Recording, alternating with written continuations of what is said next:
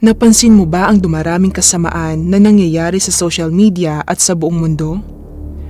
Dumadami ang mga pagpatay at dumarami ang mga insidente ng pagnanakaw at panloloob. Mayroong dumaraming dami ng nilalaman na umaakit sa mga tao na mamuhay sa larangan ng sexual na pagnanasa at relasyon. Bukod pa rito, dumarami rin ang content na nagtutukso sa mga individual na makisali sa labis na pagsasalo-salo, pag-inom at pagpapakasawa sa libangan. Kinikilala ng dyablo na ang paglalapit sa mga tao sa Diyos ay umaakay sa kanila sa langit at ito ay natatakot sa pag-asang ito. Ang pangunahing layunin nito ay pigilan ka sa pagpasok sa langit. Ang dyablo ay tuso, ang ama ng kasinungalingan, mapanlinlang at walang prinsipyo. Hindi ito lumalaban ng patas. Ang layunin nito ay tiyaking masaya ka at namumuhay ng isang kasiyasiyang buhay habang inaakit ka hanggang sa puntong nakalimutan mo ang Diyos, nalalayo ka sa Kanya, napalampas ang iyong pagkakataong makapasok sa langit at sa huli ay mawala ang iyong buhay. Iyan ang gusto kong sabihin sa iyo. Napansin mo ba? Ang mga araw na ito ay kasing sama ng mga araw ni Noe. Minsan ay iprinopesiya ng Panginoong Hesus.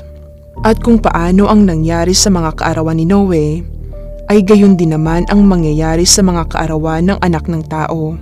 Sila'y nagsisikain, sila'y nagsisiinom, sila'y nangag-aasawa at sila'y pinapag-aasawa hanggang sa araw na pumasok sa daong si Noe at dumating ang paggunaw at nilipol silang lahat. Gayon din naman ang mangyayari sa araw na ang anak ng tao ay mahayag.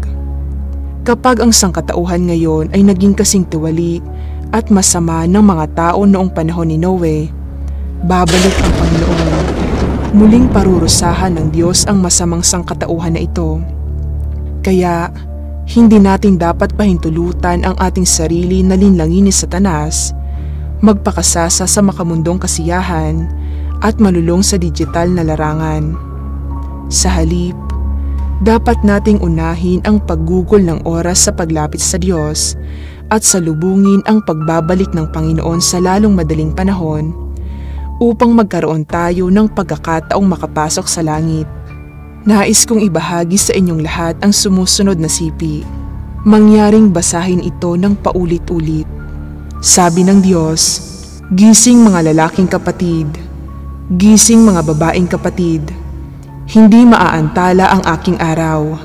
Ang oras ay buhay, at ang samantalahin ang panahon ay nakapagliligtas ng buhay.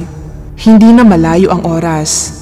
Kung hindi kayo makapasa sa pagsusulit sa pagpasok sa kolehiyo, maaari kayong mag-aral at kumuha muli ng pagsusulit kahit ilang ulit ninyo naisin. Gayunman, ang aking araw ay hindi na maaantala. Tandaan, hinihimo ko kayo sa pamamagitan ng mabubuting salitang ito. Nagaganap ang katapusan ng mundo sa harap mismo ng inyong mga mata at matuling nagsisilapit ang malalaking sakuna. Ano ang mas mahalaga, ang buhay ninyo o ang inyong pagtulog, ang pagkain, inumin at kasuotan? Dumating na ang oras para timbangin ninyo ang mga bagay na ito.